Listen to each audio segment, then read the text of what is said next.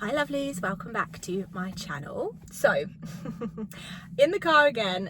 The videos won't always be in the car, but sometimes they will be in the car. So yeah, anyway. I have been thinking, like, what do I want to talk about on Healing Diaries next, blah blah blah blah blah. And before I get into it, what I want to do at the end of kind of every Healing Diaries is answer one of your questions. So if you can leave down below any kind of questions that you might have, it could be anything, like career, relationships, lifestyle, friendship, anything. It doesn't have to be spiritually based. If you want it to be spiritually based, fine. And we'll make it a little segment that I answer a question at the end of every Healing Diary. So anyway, I should probably tidy my car. And I have been debating whether I want to talk about this. You've probably seen the title of this video, which I don't actually know what it's going to be yet, and thinking, what? But yeah, every time I've thought about what's my next Healing Diary is going to be, this situation has come up. And there's two tangents to this. Obviously, one is the father-daughter relationship, and the other is the absolute criticism and discrimination that we receive as people who live spiritual lifestyles. And I'm gonna try and keep the story very short and condensed, because I could definitely ramble on about it. But me and my father, I can't say we really have, no we don't have a relationship. To give you some context, I'm the youngest of 4 daughters. My mum and my father broke up when I was about 6 months old, so I have no real recollection of them together. I have no recollection of him being in the family home, other than him coming in and out through different parts of my life. You would have heard me talk about, my dad did take me to Spain a lot as a kid. My dad took me to Jamaica. My dad bought my first car. There were things he showed up for, but in terms of like an actual relationship, an actual connection, an actual presence, very absent father, very not in my life, very no relationship at all, very don't, you know, the relationship doesn't exist. And it's funny because, you know, I'm very open about it. I'm not like embarrassed by it or shamed by it or anything like that, because to me, that's my norm. Like, that was always my norm. And I think as well, like, I grew up around a lot of people in the same situation. It was actually more rare to have a friend that had parents together in a household growing up. So it wasn't strange to me to be raised by a single mum. So I don't have, and I've sat with this a lot through the years. I think you can't miss what you've never had. And a lot of people are like, oh, don't you, you know, have like, you know, wish that you had this and everything. In an ideal world, yeah, of course I wish I had a present dad, but it's not something I have a real wound over. I wouldn't say it's a bit tricky, because I don't sit here like, oh my god, I so wish I had a dad, and I so wish I don't. Because, you know, I had an amazing mum, and my mum was just incredible and still is incredible. And like I said, they broke up when I was 6 months old. You can't miss what you never had. But when the father wound showed up, like in relationships where I never had a man to teach me how to relate to a male or that kind of thing, that's where the father wound kind of showed up for me, rather than me missing that I had a father figure. So yeah, that's the background on it. He came back into my life very briefly when I had my son. Again, there was a disagreement, and what this man tends to do is, I'm someone who, when I am uncomfortable with something, I will very much bring it up. Maybe I bring it up quite harshly. I am a Taurus, so once you start waving those red flags, I do tend to charge a little bit. My sister passed away. His reaction was odd to me. I snapped a little bit, sent a very long message. He backed away. My dad is definitely an avoidant attachment. I can definitely see that now. And then showed up about, how long later would this be? Then showed up probably about a year later with what I'm about to tell you today. So bear in mind, I've said to this man, you're an absent dad, you were this, you were that, you were that, I have all these issues. He never replied. And then he shows up a year later with this situation. So he sends a video, and the video says something like, I should have actually looked, because I still have it. I should have looked what it said. It was something about the Bible or Christianity or something about that. I don't know. I ignored the message because, like, I'm not going to watch the video, and if you're not going to respond to my message, I don't really care to what you're going to say. And then he started. You're going to hell. I've been wanting to tell you for a long time to stop using those cards. You're going to go to hell just because you don't believe it. You're ignorant, blah, blah, blah, blah, blah, blah, blah, blah, blah. And I just lost it. I said, excuse me? Like, and the reason this annoyed me so much is because online right now, there's this real attack against people who believe in spirituality, people who use tarot cards and oracle cards, and there's this real discrimination against it. And I have a real issue with it, because if this was Christianity, Islam, Hinduism, Buddhism, if anyone else was going at those faiths in the way that people are coming at spirituality, it would be such a problem. But it's so okay for people to say you're worshipping the devil. I used to have a friend, that friend will not be named, who used to say that to me all the time. Like, we'd go past a spiritualist church, by the way, a spiritualist church, and she'd go, oh, that's where you go and worship the devil. I would never in a million years dream of... There are a lot of faiths I don't agree with. I don't truly believe in organised religion, but I would never attack or be discriminative or say something hateful. And that's actually most spiritualists, most spiritual people. I don't even label myself, I'm not a spiritualist, but if we're going to just talk about terms in this video, that's what we're going to say. Most spiritualists don't. If you go to a spiritualist church, they will say everyone's welcome. If you're Jewish, if you're Hindu, if you're Buddhist, if you're Muslim, you're welcome through the door. That is the case for most spiritual people that live a spiritual lifestyle. We are in the belief that everything is one. Most religions say the same thing. They just have different names, different gods. And I'm so not okay with the current hate script that is happening. Now, what I will say is this. Within every religion, not just spiritualism, there are sectors of it that, you know, maybe, yeah, okay, are questionable. I don't particularly believe in, like... Okay, so this is the ignorance of it, because there's a spiritual side of it, and then there's New Age. And New Age is a lot of, like, going to, you know... wherever and licking the frog and doing drugs and all of that stuff. I'm not into that. I'm not into that thing. But if that's your road to your your not entitlement, that's not the right word. If that's your road to your healing and to your higher self, and it's not hurting anyone and it's not hurting you, why do you have a problem?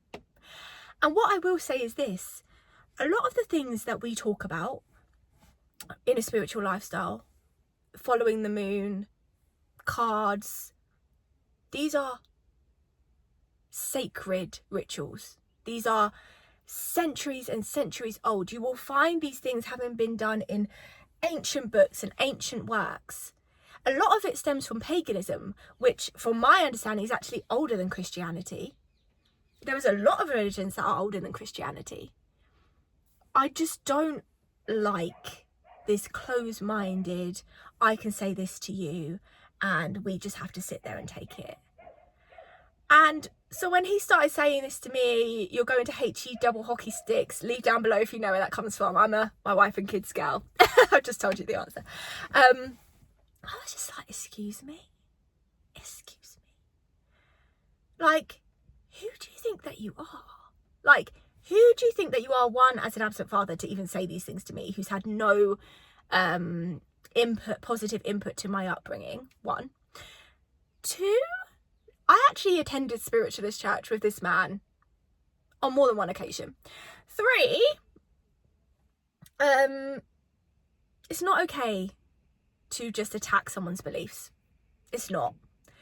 If you want to come and have a respectful conversation with me, and I'm so open for that. Do you know how much your girl loves a deep dive into religion, philosophy, all that kind of thing? And if he knew me, he would know that. But to just attack someone and then to wrap it up and say, I'm saying this because I love you. That, my friend, is manipulation. That, my friend, is discrimination. That, my friend, is hate speech. And it's not okay. I've seen so many videos recently on here, New Age to Christianity. It is specifically that path. And you have every right to tell your story. You really do. But in a lot of these videos, it's saying, New Age is this. New Age is this. Instead of saying, my experience of New Age is this. Because your experience can be negative. Absolutely. Not everything is for everyone. I would never make a video saying, this is what I believe about this religion. And it's this, and it's this, and it's this, and it's this. And if you believe these things, you're going to hate you double hockey sticks. Like, please. So, in these times, I wanted to share this because if you're watching this channel, it is highly likely that you also have a spiritual lifestyle and a spiritual belief. And right now, I genuinely do feel as spiritual people, we're being attacked. And so, stand your ground. Like, stand for what you believe in and then exit the conversation. You don't need to prove your point. You don't let these people go on their own paths, because one thing I don't think you'll see a spiritual person do is bash another religion. I have never seen it. I've never seen it. I've never ever seen it. We welcome all religions with love, because we understand that at the end of the day, we are all one. And so, I know this is Healing Diaries, and usually I'd share my tips for this, my tips for that, but this was really me just sharing my story of, like, part of living a spiritual lifestyle is choosing peace. And sometimes that means you have to cut people off, whether that's your blood father, whether that means you have to like walk the walk. Like, okay, that's your belief, I'm still gonna live my spiritual life. I am at peace. I think the main message here, because what am I trying to say? The main message here is we have to just accept people as they are, regardless of religion, creed, colour, whatever. If that's your belief, that's your belief. That's fine. But don't impose it and push it onto me. One thing I'm never going to say on this channel, and this has happened to me many times actually, this has even happened in the workplace when people found out that I would do readings and stuff, they'd be like, oh, because, you know, film, television, lack of intelligence, ignorance has led people to believe it's woo-woo and it's fake and it's this and it's that. They don't understand the depths of the energy and the intuition and everything like that, you know. And one thing I will never do, and I have never done, is argue with that person. Okay, I'm not here to convert you. You'll never really, I've never seen it. You'll never see a spiritualist person try and convert anybody. We just share our life experiences, which is why I made it so clear, like in the beginning of my videos now, that I'm not a teacher, I'm not a guru, I'm just a girl. Like, I'm just a girl living my life. Because really, in spirituality is a lifestyle. It's not a religion. It's not something you have to do. It's something you be. And part of that is being at peace and choosing a peaceful lifestyle, and also just accepting people as they are. And so that's really my main message here. You know, you can come at us with hate, you can come at us with your discrimination and your judgments, and we are going to show up in love regardless. We accept your beliefs. We may not agree. We're going to keep living our lifestyles and in peace and not bother you. And accept that that's your belief and that's your path. Acceptance and love is the real message here after sharing that story. So that's it. There's no real like teaching or anything or lesson that I have to share here. It's just, yeah, we have to just accept people as they are, because if you don't, you're disturbing your own peace. You cannot push your views and opinions on anyone else. It is their own road and path to walk. And that's it. So I hope you took something from this video. There was a question it was asked, I should have got this ready before, let me just get it up. It was asked last time when I was going to do the catch up, when I was going to do the catch up video, and I didn't see it in time, and I said I would answer it in a future video, so I'm just going to answer it now. Someone said, hi, any suggestions on how to remain calm during periods of anxiousness, especially about the future? Now, it's actually really funny, everything in divine timing, because I've been having a little bit of anxiousness about what my future looks like right now, because obviously I've come out of a 17-year relationship, and in that relationship I was like, well, this is how it's going to be, and this is how it is, and my future's with this person, and I had faces and names and places all in my future. And now, like, even though I've been separated from that person for a year, I'm only now really starting to look to the future and be like, oh, I don't know what it looks like, and it's a bit scary. And I think first of all we have to just accept that. Again, acceptance is a key theme coming up in this video. We have to accept that the unknown is scary, and that's okay. Where we are right now in the present, that's why a lot of people say to just stay present, because when you're in the present, you know, you have the knowing, you have the security, everything is around you, like you feel safe. So accept where you are, and instead of being like, I need to know for certain what's going to happen, we just dream. And you have your little tools, so you know, you have your tools to manage the anxious feeling, because anxiety is just a feeling. And that's a girl saying this who suffers with health anxiety badly, and I'm really trying to work on it, but it's just a feeling. It's the same as happiness, sadness, anger. Anxiousness is just an emotion, but it's a very intense emotion. So you have to have your tools. Like for me, my tools are a cup of tea, a bath, time alone, time in nature, sleep. You know, if thinking about the future is making you anxious, we don't do it right now. It means that your nervous system is not in a place where we can do that right now. We just come back to the present. I'll deal with the future when I feel safe, and we start to make ourselves feel safe. And when you feel safe, then we can start thinking about the future. But if, you know, the future's happening and unraveling anyway, and the future's actually determined by what we do now. So your best bet really is to focus on the now, making yourself feel good now, making yourself feel safe now, and having a toolbox, like for me, like I said, sleep, tea, rest, all those things that you can go to that is going to calm you down and make you feel safe in the present moment. Focus on the present, and the future will take care of itself. So thank you so much for being with me today, lovelies. I'll be back soon for another video. I don't even know what order these videos are going to be uploaded in, but yeah, sending all the love. Thank you always. I think by the time I upload this, readings should be available, so if you would like a reading with me, I'll leave the link down below, and I will see you soon for another video.